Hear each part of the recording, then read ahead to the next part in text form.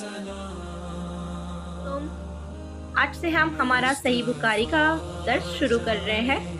अल्लाह ताला हमारे इन कामों को कबूल फरमाए और हम अच्छी नीयतों से शुरू कर रहे हैं, तो अल्लाह ताला हमारी हर जायज़ मुराद पूरी फरमाए, आमीन।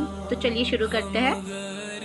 सही बुखारी में सबसे पहली हदीस है, उमर बिन खत्ताब रज़ियल्लाहु ताला अन्हु से रिवायत है, बयान करते हैं कि मैंने रसूलुल्लाह सल्लल्लाहु अलैहि वसल्लम से सुना, आप फरमाते थे, तमाम काम नियतों पर टिके हैं और हर आदमी को उसकी नियत ही के मुताबिक फल मिलेगा। फिर जिस आदमी ने दुनिया कमाने या किसी औरत से शादी रचाने के लिए वतन छोड़ा, तो उसकी हिजरत उसी काम के लिए है जिसके लिए उसने हिजरत की होगी। तो देखा आपने, हमारे तमाम काम हमारी नियतों पर टिके हैं। जैसी नीयतें होगी वैसी ही बरकत होगी।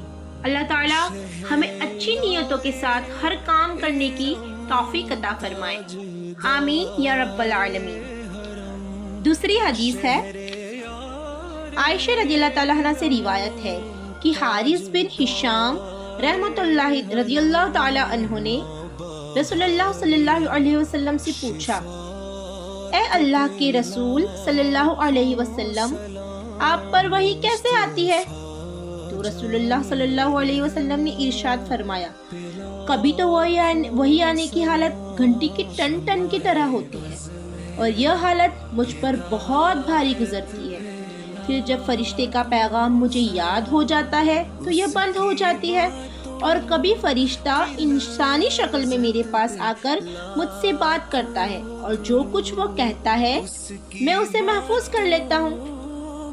आयशा रज़ियल्लाहु ताला अन्हा का ये बयान है कि मैंने सख्त सर्दी के दिनों में रसूलुल्लाह सल्लल्लाहु अलैहि वसल्लम को देखा कि जब वही आती तो उसके बंद होने पर आपकी पेशानी से पसीना फूट पड़ता था। ये दूसरी हदीस वही के मुताबिक है कि आप पर वही किस तरह आती थी।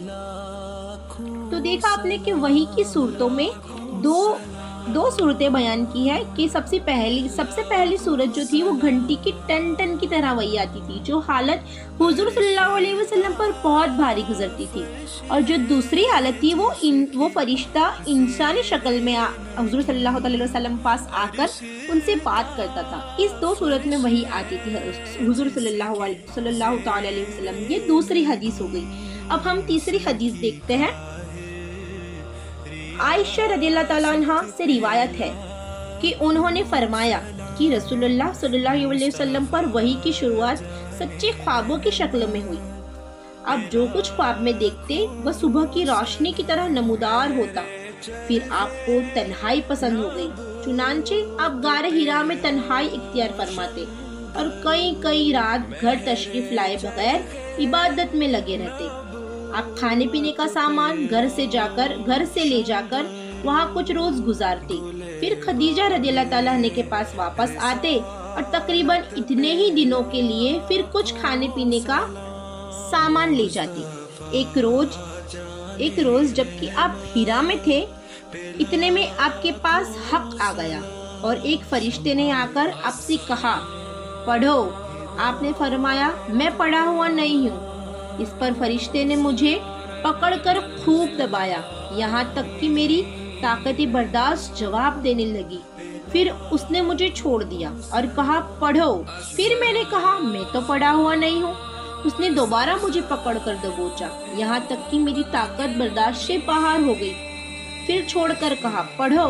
मैंने फिर कहा कि मैं पढ़ा हुआ नहीं हूँ। उसने तीसरी बार मुझे पकड़कर दबाया, फिर छोड़कर कहा, पढ़ो अपने रब के नाम से जिसने पैदा किया, जिसने इंसान को खून के लोथड़े से पैदा किया, और तुम्हारा रब तो निहायत करीम है।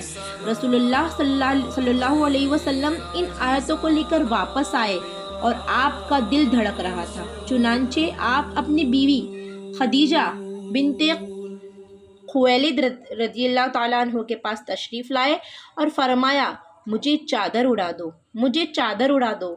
उन्होंने आपको चादर उड़ा दी, यहाँ तक कि डर की हालत खत्म हो गई। फिर आपने खदीजा रज़ियल्लाहु ताला अन्हा को किस्से की खबर देते हुए फरमाया, مجھے اپنی جان کا ڈر ہے۔ خدیجہ رضی اللہ عنہا نے کہا بالکل نہیں، اللہ کی قسم، اللہ تعالیٰ آپ کو کبھی ذلیل نہیں کرے گا۔ آپ رشتے جوڑتے ہیں، کمزوروں کا بوجھ اٹھاتے ہیں، فقیر و محتاجوں کو کما کر دیتے ہیں، مہمانوں کی خاطرداری کرتے ہیں اور حق کے سلسلے میں پیش آنے والی تکلیفوں میں مدد کرتے ہیں۔ پھر خدیجہ رضی اللہ تعالیٰ عنہا رسول اللہ صلی اللہ علیہ وسلم کو لے کر اپنے چچا زاد بھائی ورقہ بن نوفل بن اسد بن عبد العزیٰ کے پاس آئے۔ ورقہ جہالت کے زمانے میں عیسائی ہو گئے تھے اور عبرانی زبان بھی لکھنا جانتے تھے۔ چنانچہ عبرانی زبان میں جتنا اللہ کو منظور ہوتا انجیل لکھتے تھے۔ ورقہ بہت بوڑھے اور اندھے ہو چکے تھے۔ ان سے خدیجہ رضی اللہ تعالیٰ نے کہا بھائی جان آپ اپنے بھتیجے کی بات سنیں۔ ورقہ نے پوچھا بھتیجے کیا دیکھتے ہو؟ رسول اللہ صلی اللہ علیہ وسلم نے جو کچھ دیکھا تھا وہ بیان کر دیا۔ اس پر ورقہ نے آپ سے کہا یہ تو وہی ناموس ہے جسے اللہ نے موسیٰ علیہ السلام پر نازل فرمایا تھا۔ کاش میں آپ کے نبی ہونے کے زمانے میں طاقتور ہوتا، کاش میں اس وقت تک زندہ رہوں جب آپ کی قوم آپ کو نکال دے گی۔ رسول اللہ صلی اللہ علیہ وسلم نے ارشاد فرمایا تو کیا وہ لوگ مجھے نکال دیں گے؟ ورقہ نے کہا ہاں، جب بھی کوئی آدمی اس طرح کا پیغام لایا جیسا آپ لائے ہیں اس سے ضرور دشمنی کی گئی، اور اگر مجھے آپ کا زمانہ نصیب ہوا تو میں تمہاری بھرپور مدد کروں گا۔ اس کے بعد ورقہ جلدی نکل گئے اور وہی رک گئی۔ تو یہ سب سے پہلے وہی کیسے نازل ہوئی تھی اس کا بیان ہے۔ تو یہ تیسری حدیث ہم نے بیان کی۔ اس سے آگے کی انشاءاللہ دوسری انشاءاللہ